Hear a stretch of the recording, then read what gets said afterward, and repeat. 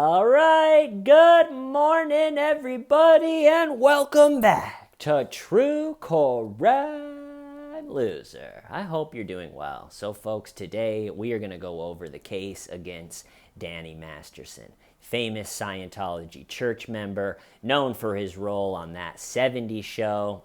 I never really watched that show. Also known for a Netflix series called The Ranch. And then 6 months ago was arrested and charged with 3 counts of rape using force or fear. And if convicted, he's looking at 45 years to life in prison. Woo! That is enough to make you take a stress poop in the sunflowers. It's been a long one coming, it seems like. And I'm going to talk about what happened recently with it, and then we're going to go back to the allegations 20 years ago, kind of zoom out, create a timeline.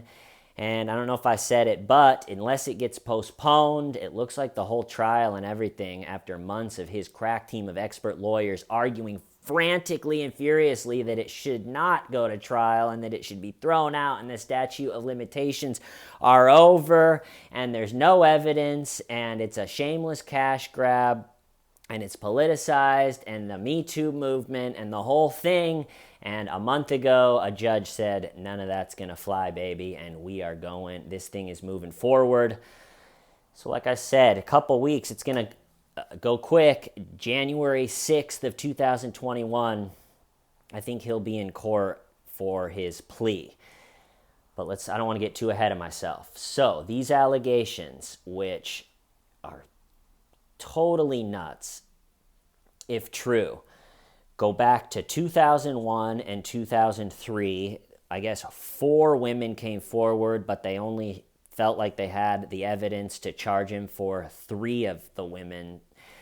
But the stories sound similar, where allegedly, this is all allegedly, right? Allegedly, Danny Masterson invited them back to his house in the Hollywood Hills. They had a drink, got sick, at some point went unconscious, and then I think one of them woke up in the shower with Danny sexually assaulting her.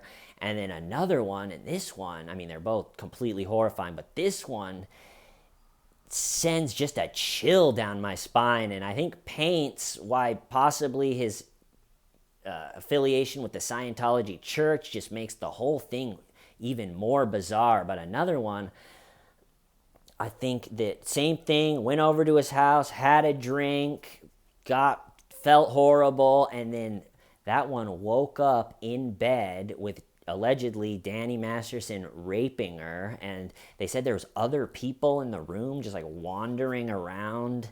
And possibly, or I guess allegedly, then when she woke up, Danny grabbed a gun and pointed at her and was like, "Shut up!" And just unbelievable allegations. And that was right in the smack dab of his fame from that '70s show, which maybe played into it. Maybe he's going, I'm a big movie star, I'm an untouchable in the Scientology church. If that's true, that someone was just wandering around while he's assaulting the girl, if it is true that he was assaulting her, wonder if it was just like a creepy Scientologist fixer or some chaperone, or I don't know. I can't imagine waking up and you got a headache and you're drugged and you're being raped and there's just a bunch of people around. It's almost like what I've always pictured an alien abduction being like. But anyway, totally horrible. So that way back in 2001 and 2003, height of that '70s show fame. And then I guess I'm only going off of Danny Masterson, but he was saying that an investigation on those same charges bubbled up 15, 17-ish years ago and nothing came from it. And then in 2017, during the height of the Me Too era, even though these allegations don't really read like a lot of the Me Too stuff, and I think it's this, what he did sort of sets himself apart. But anyway, so during 2017, at the height of the Me Too stuff, they came forward again And by this time, there's a whole like Scientology aspect to it where people have come out and said they were abused physically and sexually. And Leah Remini has been making, I think, doing like anti-Scientology podcasts or making a documentary. And so that's in 2017. And then in 6 months ago, in June of 2020, he was arrested and charged. Okay, so 2001, 2003, then somewhere about halfway in between, there was an investigation where they didn't bring charges. 2017, it bubbled up again. And then 3 years later, in June of 2020, like I said, they bring the charges. Well, since then, his crack team of expert lawyers, who one is Tom Mesereau, and then he has another, I think his name's Sharon, but they're both top of the line. Tom Mesereau has long, full moon white hair. It seems to shine almost. It's so white. And he's got the COVID mask. Almost makes him look like a comic book character. But he's known for representing Bill Cosby. Remember that guy? Was going around drugging women with Quaaludes, raping them, and then going on TV doing things like wearing a sweater that said "Hello, friend" on it. I mean, that's just too much almost.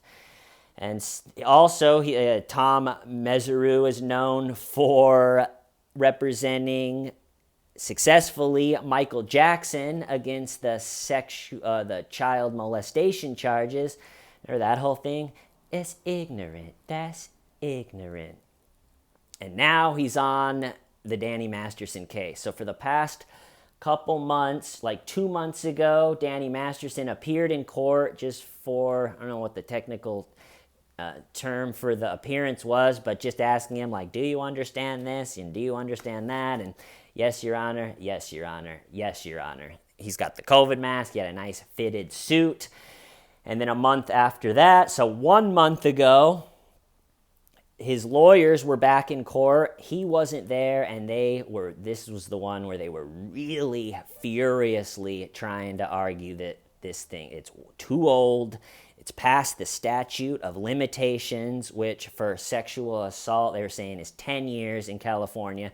And the way I understand this is that in California, legislation changed around 93 or 94, saying that the statute of limitations, which for sex type stuff I think was 10 years, if the charge carries a life sentence, then there is no longer statute of limitations. That was one change.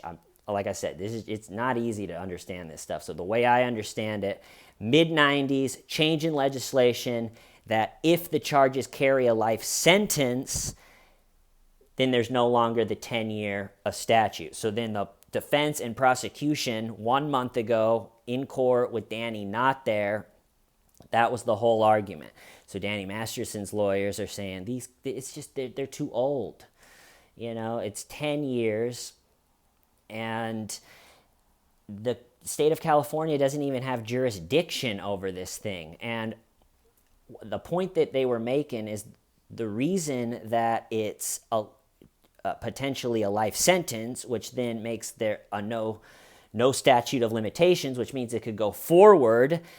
A big part of that is because there's multiple victims. So Danny's lawyers was arguing that this sets a dangerous precedent because you can just sit back now on something that maybe at first didn't carry a life sentence, meaning it did have statute of limitations.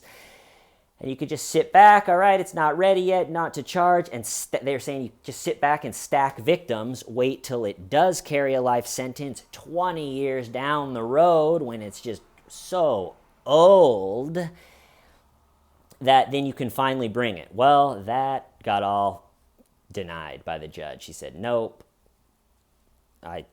because of the change in legislation, there is no statute of limitations, and she said as of a month ago, it is going forward. So I think as of a month ago, that will be the last time that Danny's lawyers attempt to get the thing thrown out. They were furiously and frantically going for that angle. And so now I think as of January 6, 2021, it's going to be put in a plea, and then things are really going to get started. The Scientology aspect of this case really makes it bizarre. The victims reported just unbelievable harassment.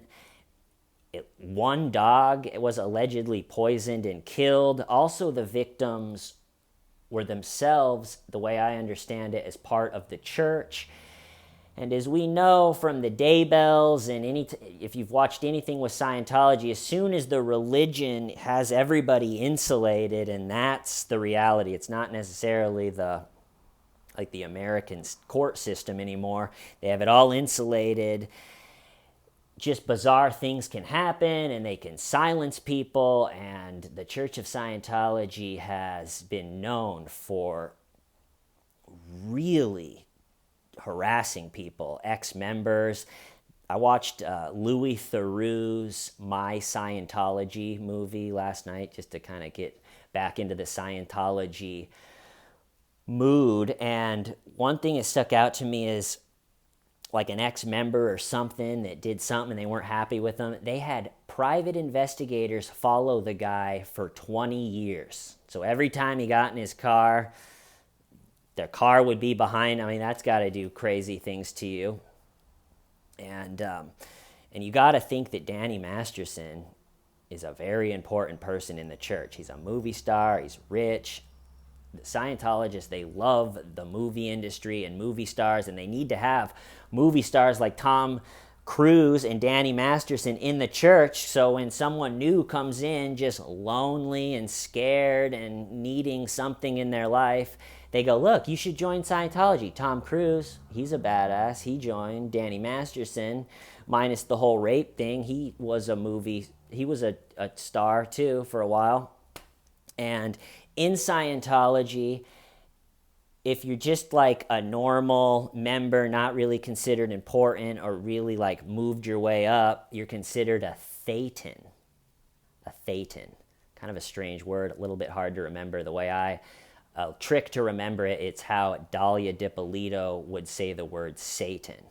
So the normal, just run-of-the-mill Scientologist is a thetan, and then if you're really important and have, I guess, paid the money for the classes, or I guess if you're rich, or just if you're much more involved, then you're a member of the Sea Org. And the Sea Org, they look like more of like a military Navy. So you got to think that Danny Masterson is in the Sea Org, right? There's no way he's a miserable, pathetic thetan being on, TV and stuff. So, as a member of the Sea Org, you have to sign a billion-year contract. That's a nightmare to let that thing run out, right? So they sign billion-year contracts, they save the world, and so the Church of Scientology is not operating in the same reality that the rest of us are. So, harassing people, allegedly killing dogs. I mean, does it get any more horrible than poisoning and killing a dog? That's like what authors and screenwriters always do if they really want you to hate a character quickly. Like, how do we get everybody watching or reading this book to all hate this person right away? Just have them abuse a dog. There you go. He's now the villain. Everybody hates them. So, where are we at? So after 20 years of it maybe bubbling up and then disappearing, and then you got to think Danny Masterson knew that there was a 10-year statute of limitations on those type of crimes, so they probably were silently celebrating when the 10 years were out. He's like, whew, I can't believe I'm in the clear. And then the change in legislation, imagine how that felt. He flips on the news in the mid-90s and they're like, now there's no statute of limitation for sex crimes that carry a life sentence. He's probably thinking, uh-oh, not good. And then in 2017, and then 6 months ago, the arrest. And like I said, in a couple weeks on June 6th, this whole thing is going to get going. Another thing that his team of lawyers asked for, Danny Masterson's team of lawyers, is that there's no cameras in the courtroom, which is different than normally that Tom Mesereau wants cameras. He likes a big show, but you got to think that's probably because of Scientology. They're very private. They don't want their main man on TV for weeks or months at a time with the word rape and allegedly and, gunpoint and all this stuff. And so they asked for there not to be any cameras in the courtroom. That got turned down. I guess Leah Remini was in the courtroom 2 months ago when Masterson was there. The 3 rape victims were up in the courtroom. Danny had a bunch of supporters and friends in there. And I think this really is making out to be a circus. And I will cover it, and we'll see what happens. I'm going to cut it off there. I hope you guys are having a great start to the week. I will see you soon on True Crime Loser. Why? Stab and why? Shamita.